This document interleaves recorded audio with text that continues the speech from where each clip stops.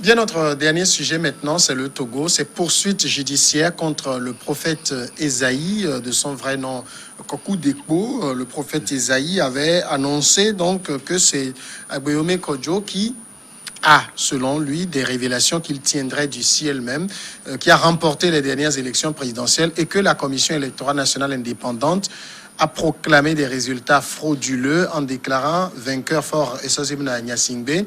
Ça lui a valu une convocation le 14 septembre dernier au niveau du SCRIC, le service central des recherches et d'investigations criminelles. Il y a passé une vingtaine de jours avant d'être déposé à la prison civile de Lomé. Maintenant, il est pensionnaire de la prison civile de Tchévier. Les charges qui pèsent contre lui sont assez lourdes, hein. Il faut le dire, Credo, on va venir à ça tout à l'heure. Mais Francisco Napokura, un prophète en prison, c'est pas la première fois que ça arrive, même quand vous ouvrez la Bible. Beaucoup de prophètes sont allés en prison. Hein. Non, mais ça me rappelle une thèse doctorale qui a été soutenue par un étudiant de Abomey Calavi. Le titre était, la thèse était intitulée « Dieu en prison ». Dieu en prison, en fait, comme je l'ai dit, ce n'était pas pour dire que le Dieu même, le grand Dieu même est en prison, mais c'est que c'est de la prison que beaucoup apprennent à connaître Dieu, que ce soit en islam ou dans la région. Donc c'était dans le christianisme. Voilà. Donc aujourd'hui c'est le prophète qui est en prison. Je me dis que si c'était au temps de Jésus-Christ, il serait aussi en prison. S'il était au Togo, on l'aurait mis en prison. Bon, moi, je trouve que tout ce qui est en train de se faire, d'abord, les révélations du prophète Esaïe, personnellement, moi, je n'avais pas suivi ces révélations. Mais c'est lorsque on a annoncé sa convocation qui a circulé sur la toile que j'ai cherché et poursuivre. Donc, vous voyez la publicité que les services de renseignement, l'État même fait au monsieur. Maintenant, quand je vois le contenu, ce que vous avez dit, truqué, les élections ont été trucidées. C'est ce que beaucoup de Togolais pensent. Bon, peut-être qu'ils ne l'ont pas dit, ils l'ont pas dit sur la place publique comme l'a fait Esaïe. Esaïe a donné des choses avec des références par rapport à des événements qui sont passés, par exemple l'incendie des grands marchés de Lomé et la disgrâce de Pachanya-Sigwe, donc il devient cohabitant de Pachanya-Sigwe. Peut-être c'est à cause de ça qu'on l'a envoyé à Tchévier. Il devait être à Lomé à côté de Pachanya-Sigwe. Et beaucoup d'événements, même la disgrâce de Pascal Boudjouna, bon, il a dit qu'il avait prédit, il avait prédit et il s'était adressé. Il fait post-événement. Voilà. C'est quand les choses arrivent qu'on dit qu'on a prédit, ça c'est plus de la prophétie. Non, il dit, quand j'ai suivi les bandes, à moi ce que j'ai mal entendu, il a bien dit qu'il s'est adressé aux intéressés bien avant. Bon, les intéressés sont là. Nous sommes dans une société de connaissances. Mais si pendant que les intéressés vivent, pourquoi ne pas sortir dire que effectivement ce qui a été dit, j'ai été approché à telle date. Est-ce que vous voyez? Donc moi, nous sommes dans une société comment on l'appelle? Oui, il y a la manipulation et puis bon, des racontants. Ce que l'intellectuel doit écrire, doit révéler, c'est-à-dire même s'il ne l'écrit pas, pour qu'il puisse le dire en audio ou en visu, quelqu'un d'autre va transcrire. Donc voilà des choses qu'il a dites, bon, que moi j'ai suivi. Moi je n'ai pas vu la dangerosité. Il n'a pas dit de prendre les armes pour venir renvoyer quelqu'un au pouvoir. Il a simplement dit que dans les jours à venir, voilà ce qui va se passer. C'est ce que beaucoup de prédicateurs ont souvent fait dans leur mission.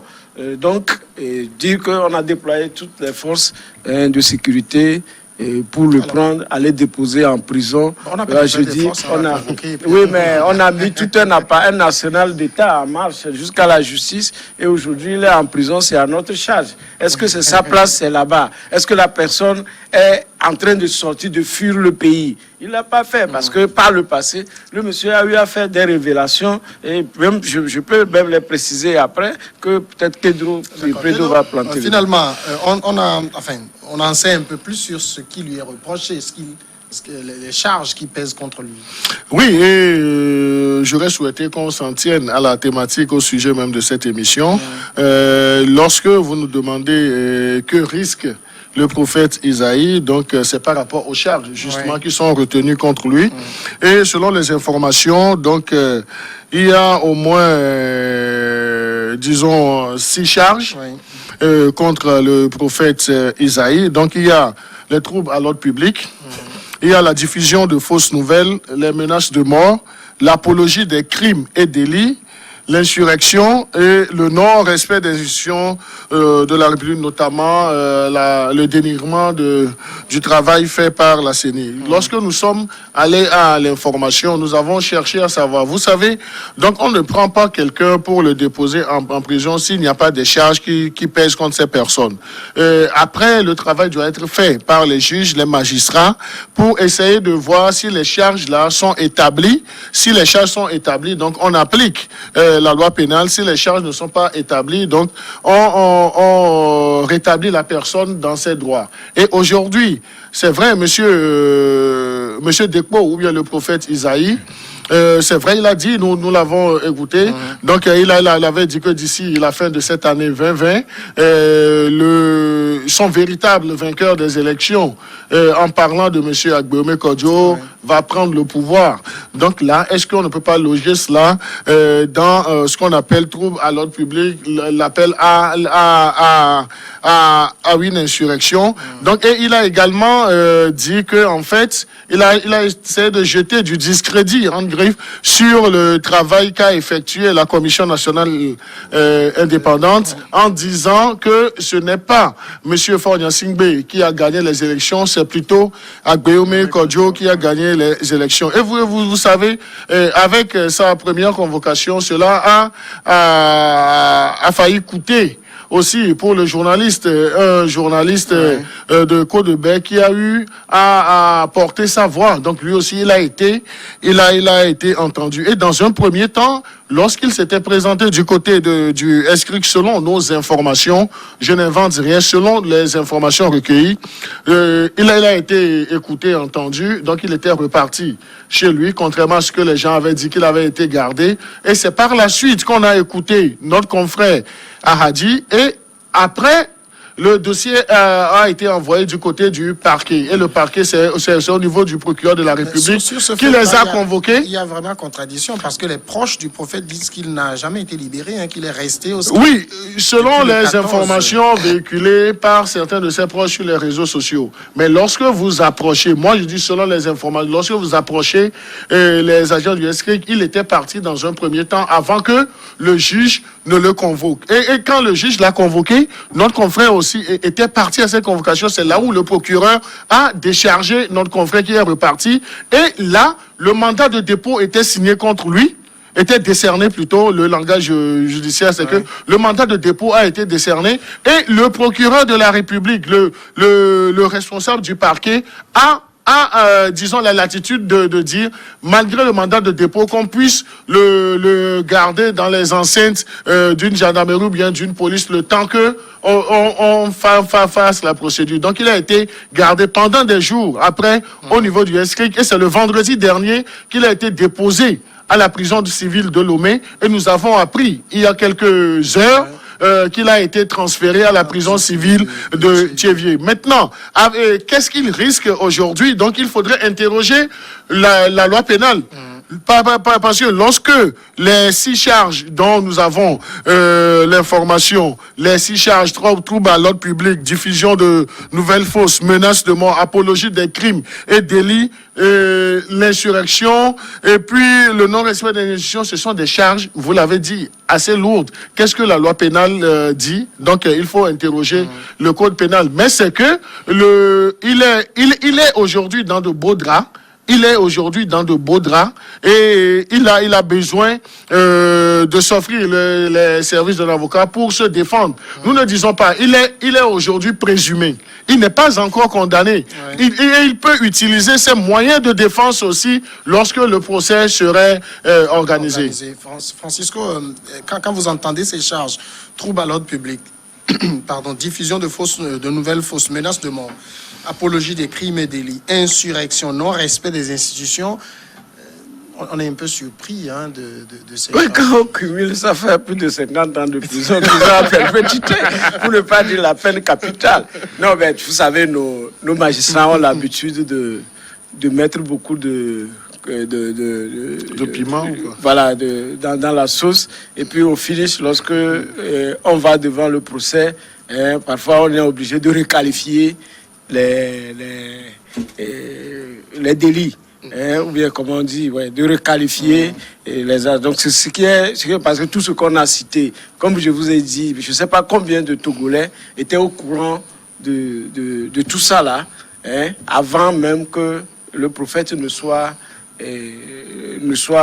convoqué.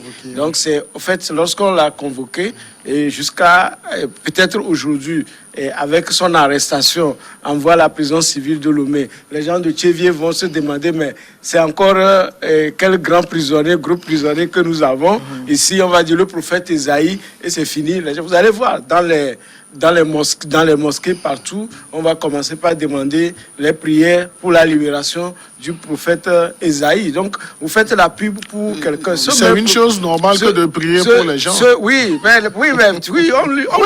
lui fait la pub. Hein. Samuel le fait aussi. Samuel prie pour les gens. Donc ce pauvre prophète, je crois, en 2015, il avait prophétisé ici, n'est-ce pas, que le chef de l'État, Faure Gnassingbé, allait gagner ces élections. Il a dit haut et fort, personne ne l'a inculpé parce que c'est à l'avantage du chef de l'État. En 2010, moi j'ai suivi, ça m'avait tiqué, j'ai même posé la question aux gens. Lorsque comment il s'appelle, Godson qui faisait des émissions, en 2010, je suivais même sur la TVT, qui avait dit que le chef de l'État, Faure Gnassingbé, est une réincarnation de Sylvanus Olympio. À l'époque, je ne sais pas si les gens ont suivi, la TVT doit avoir encore les bandes. Personne ne l'a inquiété. Et donc, aujourd'hui qu'il a dit des choses à l'encontre, c'est-à-dire qu'il ne va pas dans l'avantage du chef de l'État, on trouve qu'il faut le prendre et déposer en prison. C'est-à-dire qu'on ne doit pas continuellement prendre les services de l'État pour régler de ces... Je ne sais pas si le chef de l'État même, il consent que pour une bande YouTube qui est déjà passée depuis quelques semaines, dont les gens n'ont pas fait... Non, mais qui est toujours viral. Oui, dont les gens n'ont pas fait... écoutez, attendez, prenons le contenu. Lorsqu'il dit que le président élu, Agboyome Kodjo, viendra prendre le pouvoir avant le 31 décembre, il va prendre le pouvoir comment? Si le syndicat de la CEDEAO est là, même si c'est un coup d'État, Agboyome ne peut pas venir... C'est peut-être ça qu'on qualifie d'apologie de crime. Est-ce que vous voyez, quelle apologie de crime? Il y a les institutions qui sont dit que c'est la présidente de l'Assemblée nationale qui fera l'intérim, ou bien... Donc, jusqu'à ce que Agboyome ne soit... Agboyome même qui se cache, personne ne sait où il est. En tout cas, moi, je me pose souvent des questions, parce que quand on lit tout ça là, c'est des choses pour lesquelles même, quand on fait les chamboulements dans toutes les institutions, mais c'est là même la panique. La panique, ce n'est pas un prophète qui dise quelque chose, et peut-être pour haranguer les gens, je ne sais pas combien de personnes dans l'avantage d'un certain Agboué que vous-même vous avez senti, ou bien vous êtes dit qu'il est totalement anéanti. À moins que Agboué constitue encore une force pour venir bousculer le chef de l'État, Faure Gnassingbé, qui vient de faire son gouvernement et qui a en train de restructurer son armée. Donc, il va falloir qu'on pose des actes qui vont dans l'évolution, dans la bonne marche du pays. Mais vous faites la publicité juste pour un monsieur, il va rester là-bas, il ne sera pas jugé. Même s'il va au jugement, il ne sait pas ce qu'on va sortir de ce jugement, il sera libéré, les gens vont le prendre comme un martyr. Vous créez la publicité à quelqu'un. Francisco disait quelque chose d'intéressant, c'est qu'on sent dans ce genre d'affaires qui touchent le pouvoir, qu'il y a toujours beaucoup de promptitude, de célérité de la justice. Là, je crois que je ne saurais l'expliquer, donc je ne suis pas un acteur de la justice ni des... Mais c'est évident. C'est ce que nous observons. Donc moi, je parle c'est le fait. Je parle en termes d'observateur. Et lorsque vous êtes un observateur, c'est que vous vous basez sur un certain nombre d'appréciations. Donc peut-être que c'est les charges assez lourdes qui ont conduit à ce que ce dossier-là soit rapidement enrôlé, que ce dossier soit rapidement pris. Donc vous voyez dans la formule des choses, dans l'ordre normal des choses, donc le magistrat ne se lève pas pour aller interpeller quelqu'un. Donc le magistrat demande toujours à une force publique d'instruire le dossier dans un premier temps, de faire les enquêtes et puis d'écouter la personne. Donc c'est lorsque, je suppose, donc c'est lorsque on a fini de faire l'audition de du prophète Esaïe, de M. Dekpo, que des charges comme ça ont été retenues contre lui et les charges sont définies par le parquet.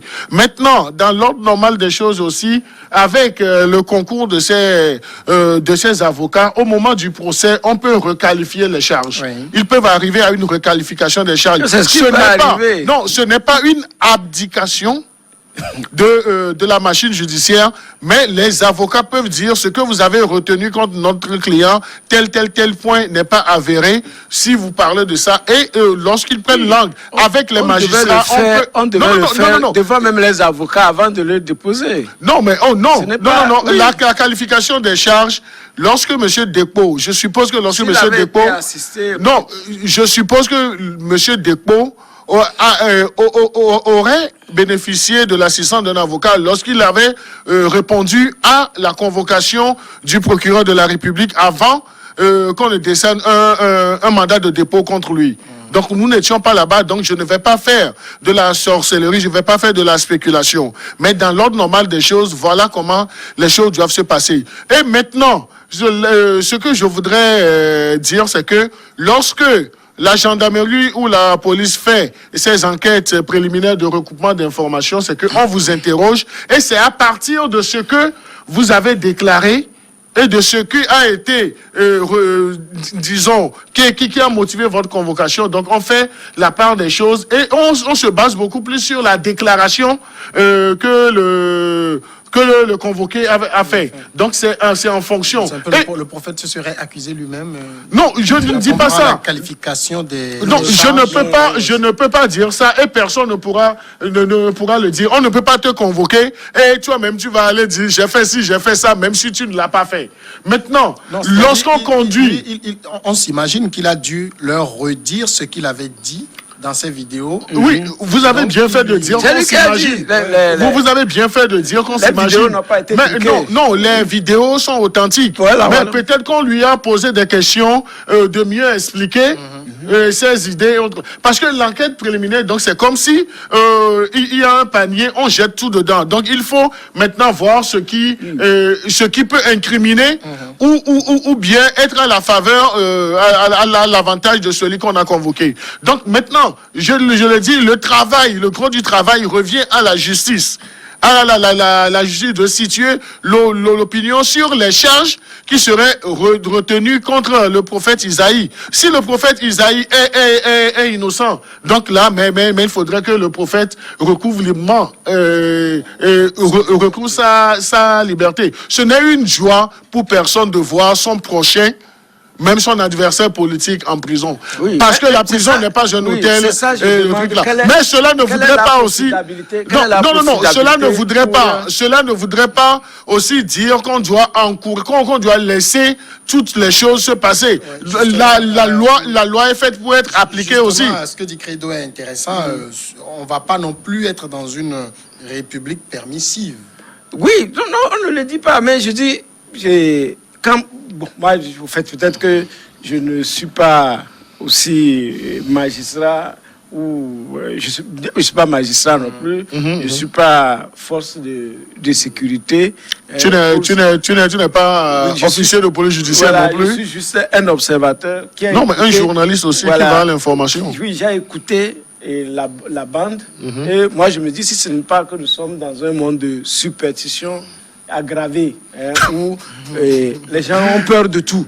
Sinon, moi, je ne vois pas en quoi le contenu de... Enfin, personnellement. Mais je dis que je ne vois pas la profitabilité pour le chef de l'État de voir ce monsieur en prison avec toute la vague que ça est en train de faire. Parce que c'est aujourd'hui, les gens vont plus s'intéresser à ces situations, que les gens vont encore mieux distribuer les bandes afin que tout le monde sache ce pourquoi on a convoqué le monsieur. Aujourd'hui, vous savez, moi, je dis, ce n'est pas...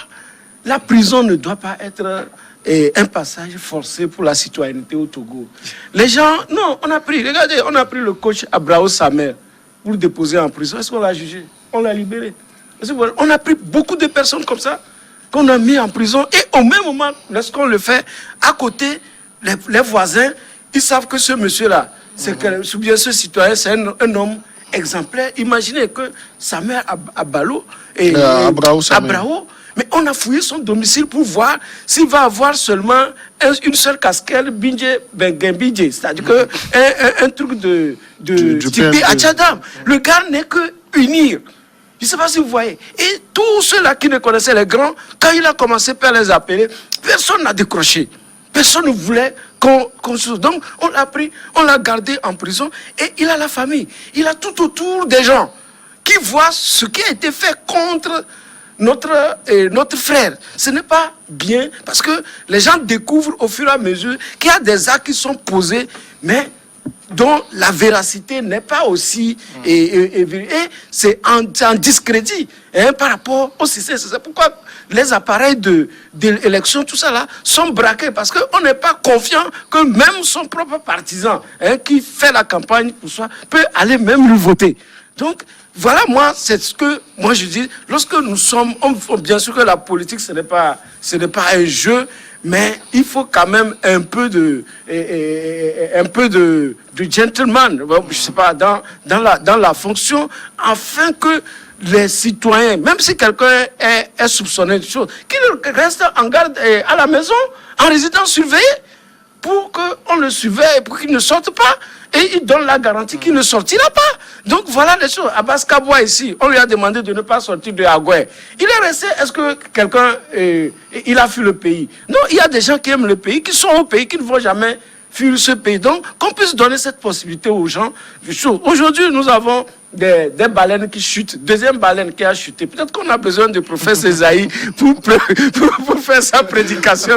Pourquoi les baleines? C'est quand même un peu curieux le sort qu'on réserve au prophète Esaïe. Lui, il est déposé. Alors que sur la même affaire, Agbeyome, Adjamagbo, Fulbert Atisso et autres, on les a écoutés, on les a placés sous contrôle judiciaire, ils sont repartis libres. Oui, c'est vrai, nous avons tous suivi tous ces mouvements politiques. Nous avons suivi, mais c'est le juge qui apprécie. Donc c'est le juge qui apprécie. Et dans le cas d'espèce, s'ils sont arrivés à décerner un mandat de dépôt, c'est à la discrétion du parquet. Donc nous, on ne peut pas discuter là-dessus. Mais il faut que le parquet aille au-delà de la prison. C'est-à-dire que la prison ne doit pas être, la répression ne doit pas être systématique. On doit accompagner le citoyen à être droit, à lui interdire certaines choses, à faire choses, résidence surveillée. Il est à la maison. Oui, non, mais toujours prendre des gens, remplir les prisons, tout ça là. Non, nous n'en disconvenons pas. Ce n'est pas toujours gai, de voir les gens déférer. Mais on a l'impression que c'est ce que les gens du pouvoir font. Comme si on prend quelqu'un, on le met en prison. Oui, il faut toujours... Non, ça ne doit pas être comme ça. La répression ne doit pas être dans un état de droit. Il faut donner la possibilité aux gens d'être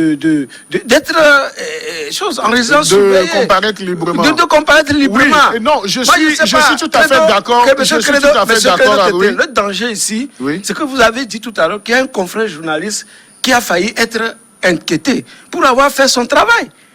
Je ne sais pas si vous voyez, qui a été convoqué et autres. Le danger là, il faut le savoir. C'est que c'est des choses qui vont se propager. Lorsque un journaliste va aller couvrir un événement, mais c'est grâce au journaliste qu'on a su qu'il y a ça qui s'est passé. Est-ce que vous voyez? S'il n'avait pas fait son travail, la gendarmerie, la police serait là, et le juge sera là-bas sans savoir ce qui s'est passé. Mais aujourd'hui, on convoque facilement un journaliste qui a fait un travail. C'est un danger pour nous tous. Donc, il ne faut pas que ça continue ainsi. Moi, c'est l'adresse que je donne encore au chef de l'État de demander à ces gars-là. C'est-à-dire qu'on ne doit pas détourner les missions des forces armées et de sécurité. Nous avons le braquage partout, tous les jours. Allez chez nous à Bassar, vous allez voir. Presque chaque chose, c'est les braquages à main armée. Et la police, la gendarmerie n'arrive à rien faire quand on les appelle, disent qu'ils sont deux. Mais ils sont nombreux dans les maisons des gens. Est-ce que vous voyez? On a besoin, c'est nous qui cotisons. Nous payons les impôts. Nous payons les biens sur lesquels les impôts sont indexés. Mais si cette police, si cette gendarmerie, le secrétaire, la justice ne peut pas être des nôtres et qu'on retrouve des, comment vous l'appelez, des innocents, presque, ou bien des gens qui n'ont même aucune force de faire quoi que ce soit en prison, je suis désolé. Alors, ce qu'on peut aussi souhaiter, c'est que, puisqu'on est en détention préventive, qu'elle ne soit pas très longue, parce qu'on est très habitué aussi à ça, nos prisons sont remplies de préventives. Oui, donc c'est ce que nous allons souhaiter du côté de nos magistrats, que les dossiers soient rapidement instruits et que les personnes soient situées sur leur sort. Parce que je crois, le juge est un humain. Donc c'est un être humain. Mais s'il est dépassé aussi par les dossiers... Oui, mais il faut qu'il soit plus humain, nos juges là, les gens qui déposent les gens. Non, moi je suis très contre, parce que nous avons des gens en prison. Non, est-ce que vous pensez que c'est systématiquement un plaisir pour un juge de déposer en prison un citoyen? Moi quand j'analyse les faits au Togo, au Togo, c'est comme c'est un plaisir. Ça, je suis désolé de le dire. Non, mais moi aussi je poursuis mes analyses tout en accordant le bénéfice du doute à nos juges, à nos magistrats. Parce qu'ils ont le sens humain aussi, mais il y a ce qu'on appelle aussi l'application de la loi. Ce que nous allons souhaiter, là, on ne fera que de l'expression de souhait, que nos juges n'aient pas cette propension systématiquement de déposer les gens en prison. Mais on ne peut pas les incriminer aussi parce qu'il y a la loi. Et là, lorsque vous discutez avec un magistrat, il y a certains magistrats qui vous disent, lorsqu'ils vont décerner le mandat de dépôt, vous dire, ce n'est pas moi, mais c'est la loi. Maintenant, ce que nous allons demander... C'est la loi ou bien c'est ce que la gendarmerie ou bien non, c'est la loi. Demandé de faire. Non, mais non, je ne peux pas confirmer ce que tu es en train de dire comme insinuation. Je les considère comme insinuation. Mais il serait bien aussi qu'en tant que citoyen, que nous ne diabolisons pas systématiquement nos magistrats. Ce sont des êtres humains, ce sont des gens qui ont des outils, le code pénal, le code de procédure pénale. Ce que nous pouvons exprimer comme souhait, c'est que systématiquement qu'on ne retrouve pas des gens en prison et que, comme l'a dit, comme l'a souhaité Samuel, que ceux qui sont en détention préventive, que la procédure soit accélérée pour que les personnes soient situées sur le sort. Que les détentions, les forces de l'ordre et de sécurité et la justice sont des gens mauvais. Mais il y en a qui ont trop politisé le système. C'est ça qu'on refuse. Ils ont trop politisé le système.